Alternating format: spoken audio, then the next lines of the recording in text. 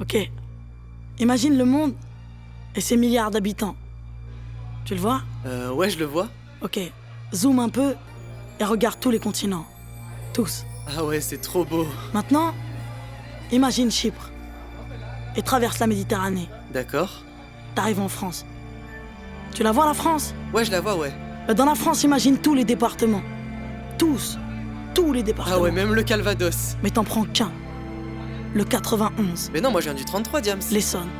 Non, la Gironde. Dans l'Essonne, Mais imagine je viens de une Bordeaux. petite zone pavillonnaire, Mais non, je viens de Vers. juste à côté des Ulysses. Sur la route de Libourne entre Ison et Dans cette Saint-Germain-du-Buch. zone pavillonnaire, Mais- imagine un petit pave tranquille. Bon, ok. Dans ce petit pave, zoom encore. Et tu vois, il y a une petite chambre. Ouais. Une petite chambre d'adolescente. Tranquille.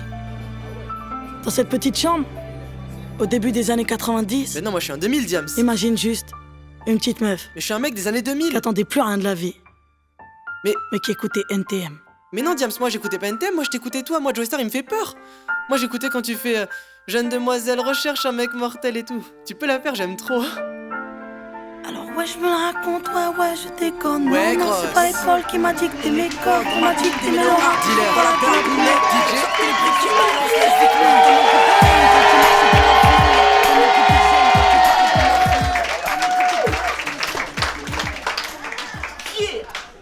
Récemment, ma mère elle m'a dit une phrase qui m'a fait beaucoup de bien. J'ai envie de la partager avec vous, j'ai envie d'en parler. Elle m'a dit, tu sais, dans la vie, il y a la famille avec laquelle tu nais, mais il y a aussi la famille que tu choisis. Ça m'a fait beaucoup bien entendre cette phrase, parce que j'ai pu me proclamer neveu de Diams. Et depuis que Diams c'est ma tati, ma vie elle est trop bien, je vous jure. Juste, je sais pas si vous vous souvenez, il y a quelques années, Diams s'est converti à l'islam, vous vous souvenez de ça? Ça a fait polémique en France, les gens ils étaient choqués, on a parlé dans les médias, ça a fait des histoires et tout. Moi aussi j'étais choquée, pas pour les mêmes raisons que les médias. Moi j'étais choquée d'apprendre que Diams, à la base, elle était pas arabe. Tout le monde savait, personne m'a dit. Quand j'étais petit, je pensais que Diams elle était arabe et je pensais que tous les arabes on était une seule et même famille. Je pensais que c'était genre le nom d'une grande famille, les arabes. Dès qu'il y avait un arabe, je pensais que c'était un membre de ma famille. Et un jour on m'a dit, tu vois Diams, elle est pas arabe. Choqué. Et quelques années plus tard, on m'a dit, tu vois, Eric Zemmour. Il est arabe. Et j'étais là, non, je veux pas que ce soit Eric Zemmour, ma tati. Je pense que ma mère, elle m'a dit, choisis ta famille parce que, si ça voulait dire construis ton entourage, choisis les potes qui sont importants pour toi, tu vois. C'est important, moi, je choisis des frères. Je choisis des amis qui sont devenus comme mes frères, tu vois. Il y a Lucas, on va faire du bruit encore pour Lucas qui a fait la première partie.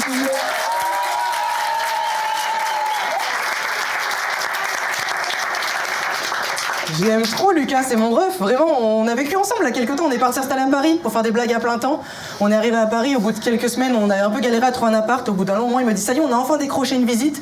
Je crois que c'est un promoteur italien, il s'appelle Bienici. Et je regarde le mail, et c'était l'agence Bien Ici. On est parti installer un petit coco, un petit didouillé en italien, je crois qu'ils disent un studio. Tu sais, c'était un appartement pour un, quand on arrive, c'est 15 mètres carrés, le gars de l'agence il est choqué, on a menti pour l'avoir à deux, on a dit qu'on était en couple. Ça nous a rattrapé, le fait pas. On a eu l'appart, mais on a été déclaré en concubinage auprès de la CAF. Et avec mes revenus de comédien, j'ai été rattaché à sa fiche d'impôt. Ce qui fait que là, aux yeux de l'État, je suis considéré comme homme au foyer de Lucas. C'est une heureux statut, quoi. C'est marrant parce que les parents de Lucas l'ont laissé partir avec moi à Paris parce qu'ils disaient qu'ils avaient confiance en moi, que j'avais l'air d'être un bon pote. Et je sens qu'ils ont un peu moins confiance en moi depuis que je suis leur gendre, en fait, hein, ça se passe bien. Je sais qu'ils ont moins confiance parce que quand ils nous ont rendu visite, ils sont arrivés à 6h50 du matin. 6h50, on est d'accord, c'est pas une visite, hein, c'est une perquise. Ça a sonné, j'ai dit ça y est, je vais perdre la garde. Et j'avais un peu honte parce qu'on a meublé l'appart qu'avec des meubles gratuits. On a meublé qu'avec des meubles de récup qu'on a trouvé dans la rue. Vous voyez, il y a ça à Paris, les gens ils mettent les meubles sur le trottoir, le débarras, toi tu prends, tu mets chez toi. Nous que ça, que gratuit. En fait, c'est un bon plan, genre notre appart il est juste en face d'une résidence pour personnes âgées. Et les vieux ils aiment trop mourir, je vous jure. Tous les dimanches, il y a des familles qui mettent des meubles sur le trottoir, nous on se sert, hein, c'est la broco en question. Le seul truc relou avec cette technique, c'est que c'est toujours les mêmes meubles qu'on trouve, quoi. Toujours les mêmes meubles qu'on trouve en boucle. Là, on a 8 guéridons, toujours pas de frigo. Mais on avance tranquillement dans la vie, quoi, tu vois. Et les parents de Lucas nous ont appris un truc quand ils sont arrivés, ils nous ont appris que notre immeuble, il est très connu. Parce qu'on est voisins de palier avec l'appartement où Claude François est décédé. Genre notre voisin, c'est là où Claude François est mort, j'ai regardé sur internet, c'est vrai. L'appart est même réputé hanté, selon internet. Parce que les deux propriétaires suivants sont aussi morts dans la salle de bain, voilà. Et je sais pas à quoi faire cette info, pour l'instant, il n'y a pas de blague. Mais des fois, la nuit, quand j'arrive pas à dormir et que je m'ennuie, je fixe Lucas et je fais les Magnolia. Ça amuse comme on peut dans 15 mètres carrés, quoi. Non, c'est cool. On est parti à Paris pour vivre l'aventure des Blacks. On a joué notre spectacle dans le plus petit théâtre de la capitale. Un théâtre de 25 places, un tout petit théâtre. Et c'était dur, hein. Franchement, c'est très dur, Paris. Des fois, on jouait devant 6 personnes. Ça faisait mal. Parce que quand j'étais petit, je faisais un spectacle de tectonique dans mon salon. En général, ça ramenait au moins 12 personnes, quoi, tu vois. Donc j'ai remis le choix de carrière en question. J'étais là, peut-être j'aurais dû garder le dégradé espagnol, hein, ça remplissait mieux les salles, quoi. Vraiment, quoi. Non, c'était cool, on a vécu ça. Et je me suis rendu compte, tu sais, je me suis retrouvé 24 sur 24 avec Lucas et j'avais de la chance, c'est un très bon pote. Tu sais, c'est vraiment un très bon ami, quoi. Il est super gentil, trop gentil peut-être. Vous voyez ce genre de pote qui est trop gentil?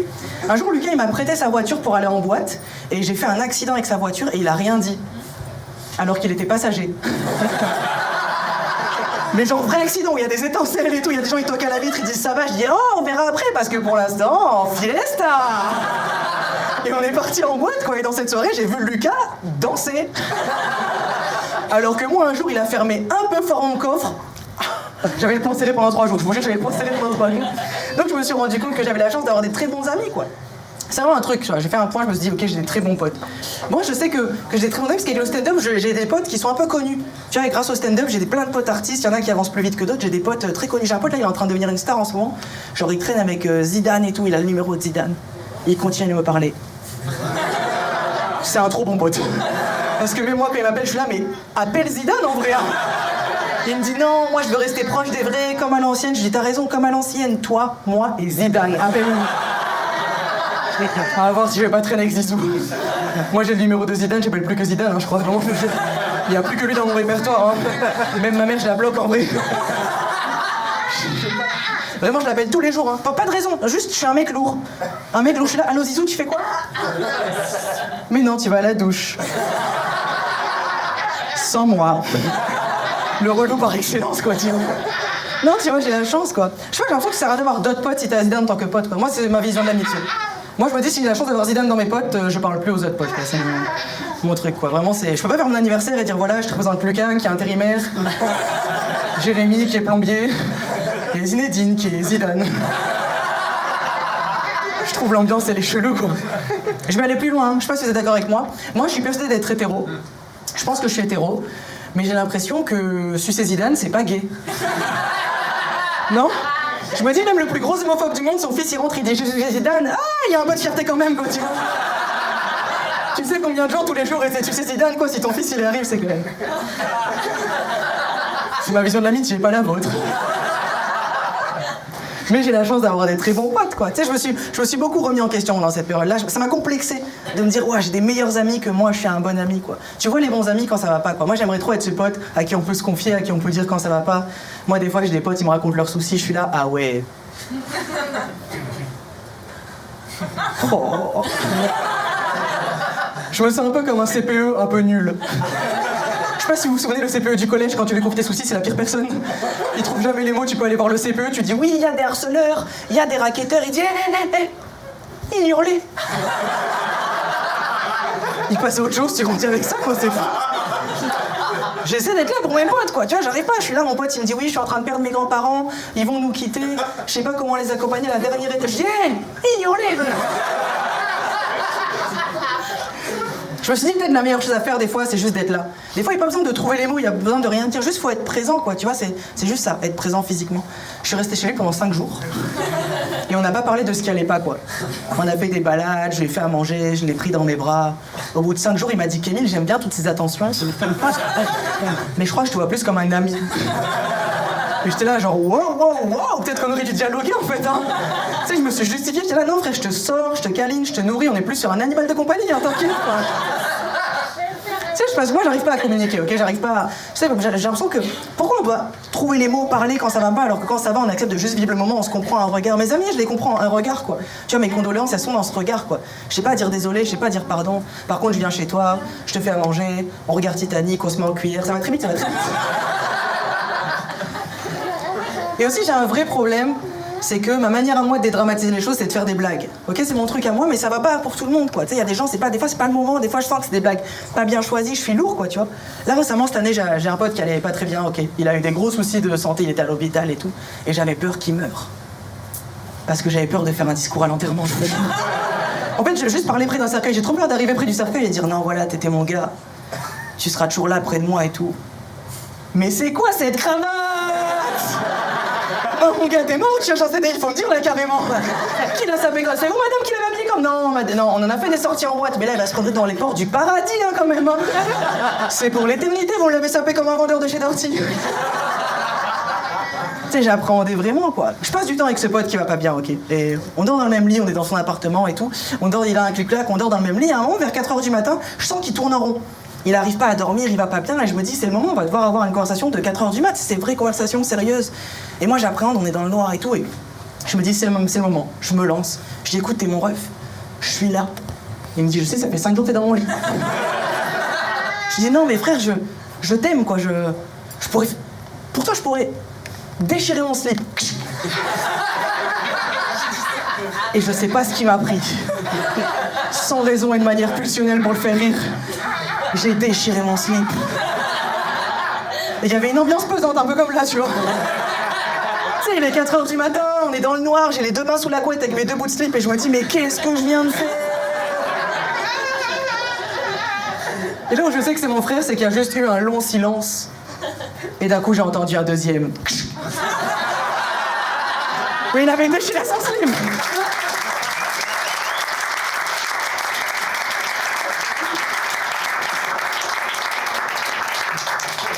Et pour la première fois de ma vie, c'était vraiment la vraie fête du slip, quoi, tu vois, on a kiffé ensemble, on a gardé chacun une moitié de slip, on a fait comme les meufs avec les colliers cœur, on commence pas, on met les slips comme ça, tu vois, on kiffe, c'est notre truc, quoi. Non mais c'est important de réussir à être un bon ami, quoi, tu vois, c'est ce truc-là. On a rigolé, on a tapé des barres, et quand on s'est séparés, je savais pas s'il allait mieux sur le long terme. Tu sais, quand t'es là pour un pote et qu'il va mieux, t'as le résultat que dans quelques temps. Tu donnes des conseils de vie, il faut que ça fasse un peu son bout de chemin, quoi. T'as pas le résultat direct. Moi, j'aimerais bien que consoler un pote, ce soit un peu comme coucher avec lui. Waouh, ça a mis une ambiance. Je m'explique, j'ai l'impression qu'en fait, aujourd'hui, dans tous les rapports humains, il y a que dans le sexe où t'as un retour direct, quoi. C'est le seul rapport humain, quand c'est fini, tu sais direct si ça a marché, si ça a pas marché, il n'y a pas de suspense, quoi. Tu peux faire un débrief. Tu peux pas dire à un pote que tu viens de consoler, alors ça t'a consolé. Non mais ça fait longtemps que j'avais pas consolé aussi. Je te jure, c'est la première fois que ça m'arrive, d'habitude je console bien de ouf. Aujourd'hui on arrive à communiquer avec nos partenaires, c'est trop bien, tu vois, faut continuer, mais on devrait commencer par communiquer avec nos potes aussi, quoi. Moi il y a encore de la pudeur, je sais pas ce qu'ils attendent de moi, je sais pas ce qui leur fait du bien. Dans le sexe c'est plus simple, quoi. Dans le sexe on peut te guider. C'est le seul rapport humain, on peut te dire ce qu'il faut faire, jamais ton pote qui va pas bien, il va dire vas-y, tu sais quoi, dis-moi ça comme ça, vas-y, un peu plus. Encore, ah ouais, là on est ensemble, je sens plus mes jambes, Vous avez l'air sceptique.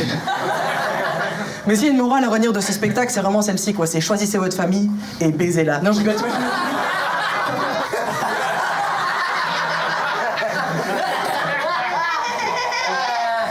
On peut continuer sur ce sujet? Vous me dites, hein, y a pas d'enfant. Sinon, j'ai un très bon sketch sur la même patrouille. T'as quel âge? Non, j'ai 16 ans. Ok, ah bah, ok, donc t'es en plein dedans, quoi. Non, ton prénom c'est? Adam. Adam, on est ensemble, on y va ensemble, c'est une safe place, ok? J'ai appris là récemment qu'il y a beaucoup de mecs, quand ils étaient ados, ils se masturbaient entre potes. T'en penses quoi, Adam? Non, je connais. Enfin, entre potes, je veux dire pas multijoueur, hein. Je veux dire chacun sa console. Mais dans la même pièce, vous voyez ce que je veux dire? En fait, genre, on était entre potes et il y a un mec qui dit ouais, moi quand j'étais ado avec mon groupe de potes, tu vois, et les autres ils étaient un peu choqués. Moi j'étais plus admiratif. Parce que moi je suis timide, j'ose pas proposer une activité.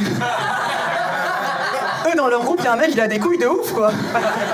Ils vivent dans un monde où il y a un mec, un jour il s'est levé, il a dit hé les gars, vous me dites, hein, mais j'ai une idée. Et là, il y a un deuxième mec qui a des couilles, c'est le premier mec qui a dit oui. Tu sais, tu peux pas avoir trop d'endroits, tu peux pas dire oui, putain. Depuis le temps que j'attends. Baissez vos frocs. Tu es obligé de rattraper, ok, mais c'est parce qu'on est chez toi. Et pour moi, c'est un exemple d'amitié. C'est un exemple d'amitié, je pense que ça a dû sceller leur amitié. Déjà parce que tu peux pas avoir de nouveaux potes qui intègrent le groupe, quoi, tes potes à vie, quoi. Tu peux avoir un nouveau pote et dire alors nous, ce qu'on fait le mercredi après. Et surtout, c'est un tel niveau d'aisance, quoi, un tel niveau de safe place, de confiance pour proposer ça, quoi. J'ai l'impression que c'est le niveau ultime de l'amitié, quoi. Arrêtez de tester vos amitiés en disant oui, si je tue quelqu'un, est-ce que tu l'enterres avec moi? Dites viens, on se branle, et là vous serez bien. Non, c'est un truc, j'ai l'impression que c'était plus simple avant. Tu sais, c'était plus simple de construire un entourage, de se faire des potes. Avant, il y avait moins de complexes, moins de questions et tout. Mais en fait, j'ai envie de repenser mes relations, j'ai envie de repenser tout ce système-là. Tu vois, j'ai l'impression qu'aujourd'hui, il y a trop de relations par intérêt, c'est trop compliqué. J'ai l'impression que c'était plus simple au collège, quoi. Tu sais, aujourd'hui, je fais des dissertations pour dire ce que je cherche, ce que je veux et tout. Au collège, c'était plus simple, c'était des QCM, quoi. C'était binaire, c'était tu veux sortir avec moi? Oui, non. Le maximum qui pouvait t'arriver, c'était j'ai besoin de réfléchir. Jusqu'à la prochaine récré. Et c'est parti, quoi. C'était beaucoup plus simple de relationner au collège, quoi. Même moi, en tant que timide, j'avais trouvé des manières de relationner avec les gens. J'arrivais à communiquer, tu vois. J'attendais juste d'être sûr que la fille voulait sortir avec moi avant de lui dire que moi, je l'aime pour pas prendre de râteau. J'allais voir les meufs, je disais, tu veux sortir avec moi? Non? Ben moi non plus. C'était pour savoir si toi, tu voulais, quoi. Comme je fais un sondage par rapport à tout le collège. Deuxième question, connaissez-vous le Freud? Bah, yes, c'est faire. Tu sais, on était même obligés de demander pour nous. Moi, j'avais trouvé cette stratégie-là, il y avait des gens qui ont envoyé des gens demander pour eux. Vous vous souvenez de ça? On peut envoyer des gens demander pour nous. Pourquoi on a arrêté? C'était trop bien, j'aimerais trop, là, Lucas, il va sonner chez une meuf, tu veux sortir avec Émile? Non? Bah lui non plus. C'est pas grave, porte suivante, quoi. Ok, au collège, les potes d'une meuf viennent me voir, j'ai jamais vu cette meuf. Elle me dit, allez, tu veux sortir avec elle là-bas? Allez, s'il te plaît, on serait trop bons. Allez, vous irez trop bien ensemble. Allez, s'il te plaît. Allez, sors avec elle. Elle me supplie. C'est bizarre, ça arrive qu'au collège qu'on me supplie. Y a personne qui vient de voir au taf qui dit s'il te plaît, Ken, Sylvie de la compta, s'il te plaît, dévoile-la. Très bizarre, quoi. Tout était plus simple au collège, quoi. Tu vois, j'ai l'impression que c'était beaucoup plus simple, quoi. Même les ruptures, c'était plus simple. Je me souviens, je me faisais quitter, j'étais triste un jour. Et après, il restait les 365 autres meufs du collège à essayer. Je sais pas si vous vous souvenez, on passait trop vite à autre chose, quoi. Tu vois, c'était hyper dur de se mettre en couple. Une fois que t'es en couple, tu te fais quitter, t'es là, oh non! Et quand tous les jours, il y a une autre meuf à aimer, quoi, tu vois. Et c'est parti, quoi. C'était beaucoup plus simple de relationner avec les gens, quoi. Moi, j'avais des techniques genre de fou. Quand je me souviens, un jour, je parlais à une meuf sur Skype. Et je lui dis, ah, et tout, tous les gens, ils disent qu'on devrait trop sortir ensemble. Ah, ils disent qu'on irait trop bien ensemble. Elle dit, ah ouais, bon. Je suis là, ouais, et toi, t'en penses quoi? Elle dit, bah, je sais pas. Je suis là, mais toi, par exemple, si je te demandais, tu dirais quoi? Elle dit, bah, pourquoi pas? Je dis, ah ouais.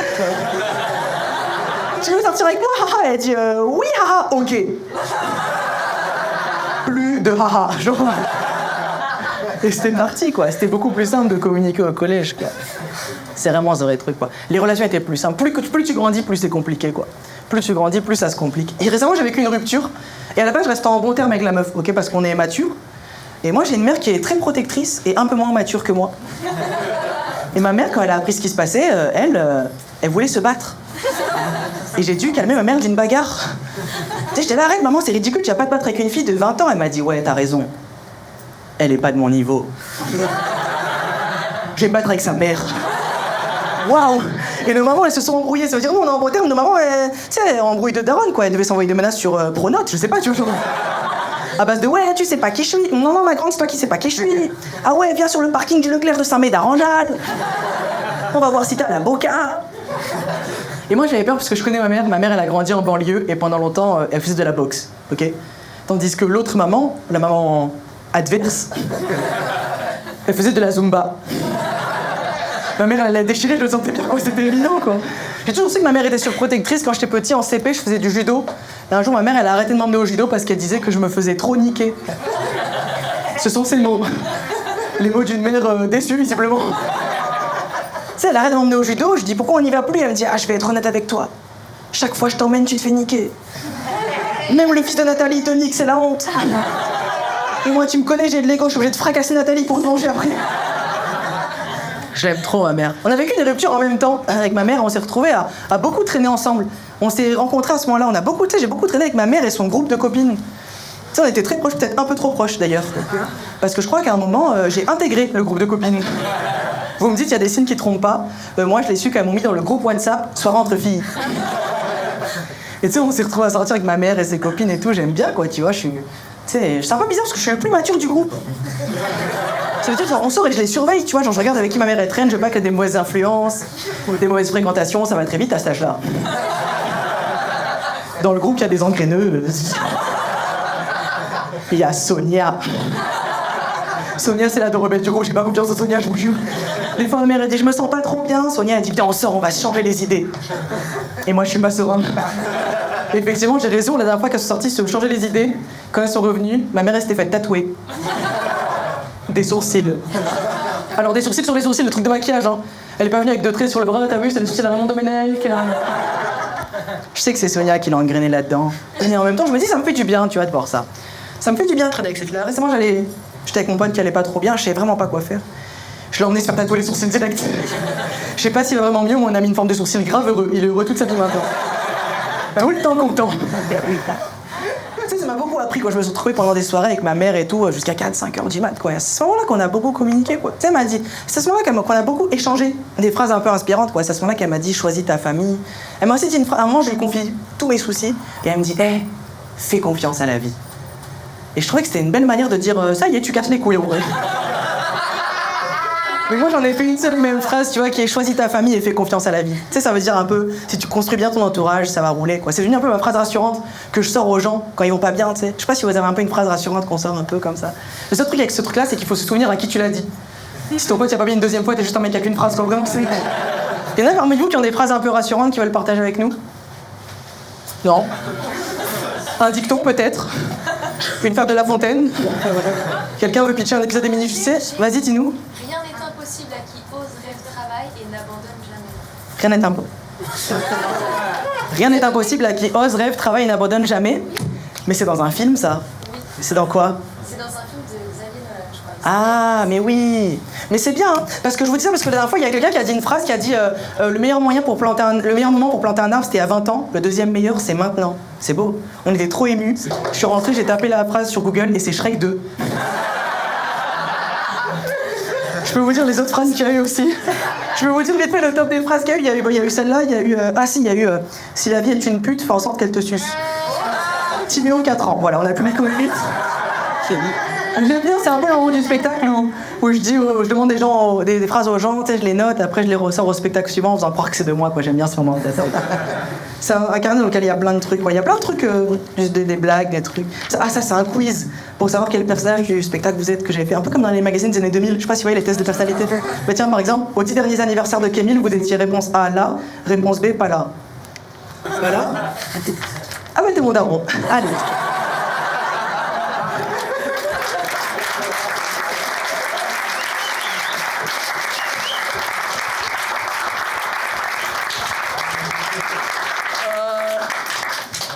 Quand j'étais ado, mon père est parti au travail. Il est jamais revenu. C'est ma blague préférée du spectacle. Elle marche pas, mais je la garde, je l'adore vraiment. Je pourrais la continuer des heures, quoi. Le père est parti au travail. Il est jamais revenu. Heureusement, on a été élevé par ma mère qui était toujours positive. Ah, la cocaïne. Mais c'est pas une blague, mon père est vraiment parti, tu sais, comme beaucoup de papas, tu sais, qui veulent changer de vie. Il a pas trouvé le courage de nous parler, donc il a préféré fuir, c'est une responsabilité. Mais plus je grandis, moins je lui en veux. Tu sais, en même temps, je me dis, c'est un daron, tu voulais qu'il dise quoi? Tu sais, il pouvait pas nous réunir et dire, j'ai bien réfléchi, finalement, cette famille, bah, ouf. Ça fait 7 ans qu'on se côtoie et je crois que je vois plus comme des amis, en vrai, hein. Et tu sais, plus je grandis, plus je comprends un petit peu. Je sais pas si vous voyez, il y a un moment de l'adolescence, un jour tu grandis et tu réalises que tes parents, c'est juste des humains qui essaient de faire de leur mieux. Genre, indépendamment du rôle de papa, il y a une vie de civil derrière. Un peu comme quand tu croises une prof au supermarché. Vous vous souvenez, avec les enfants, toi t'es là, mais non! Madame Martin, elle a déjà baisé! Plus je grandis, plus je comprends, quoi, tu vois. C'est mon père qui m'a ouvert mes premiers carnets. Mon père, pour vous expliquer un peu, mon père, il est danseur hip-hop. Tout le monde voit ce que c'est, un breakdancer? Ça veut dire, des fois, je rentrais de l'école, j'ouvre la porte, il y a des meubles écartés, il y a mon père dans le salon sur la nuque. Et pour moi, c'est un lundi soir normal, quoi, tu vois. Et très tôt, je tombe dans le rap. Très tôt, très petit, je tombe dans le hip-hop. Tu vois, je vous parlais de Diams tout à l'heure. Moi, à 5 ans, je reçois en cadeau d'anniversaire l'album Dans ma bulle de Diams. Pendant longtemps, c'est le seul CD que j'avais. Je l'écoutais à tous les trajets en voiture avec ma mère. On mettait Confession nocturne avec Vita. Vous vous souvenez? Mais là, assieds-toi, faut que je te parle et que j'adore. Ah, c'est la préférée. Mais moi aussi, mon gars, on est ensemble. Je te kiffe. Oh, j'adore. Je te kiffe. Moi plus.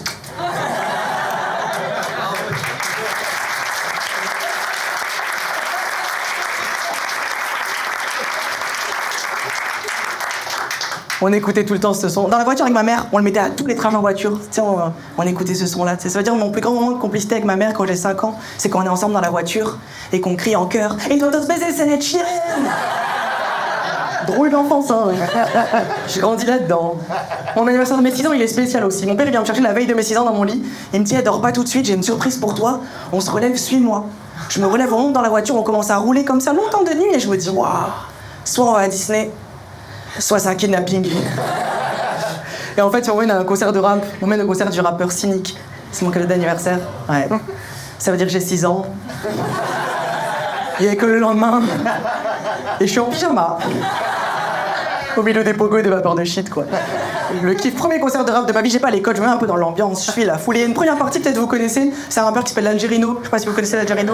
Moi, je connaissais pas du tout, j'avais jamais entendu parler. Tout ce que je vois en fait d'un coup, c'est toute la foule qui se m'a crié l'Algerino, l'Algerino. Et moi, je me dis, wow, ils disent non à l'Algérie. Je suis ma sœur, tu vois, je cherche un peu de soutien, je me tourne vers mon père, je vois qu'il est là, l'Algerino. Je me dis, allez, bâtard, ils ont eu mon daron. Je tombe dans le rap à ce moment-là, quoi, tu vois. Cynic, il arrive, il fait un son, il rentre, il fait un son, il dit ok, sur celui-là, je vais voir tout le monde les doigts en l'air, tout le monde les doigts en l'air. Et moi, je mets les doigts en l'air comme ça, et je prends une grande claque, il y en a bien. Et là, vous vous dites, mais qui lui a mis cette claque ce soir-là? C'est le rap français, mesdames et messieurs.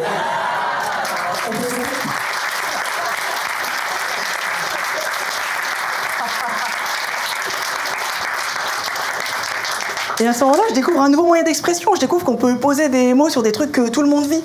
Tu sais, pour moi, c'est ça le rap, et c'est un peu comme ça le stand-up. Je commence à noter plein de phrases, tu vois, pour essayer de poser les mots les plus justes sur des trucs que tout le monde vit et qu'on se comprenne, tu vois.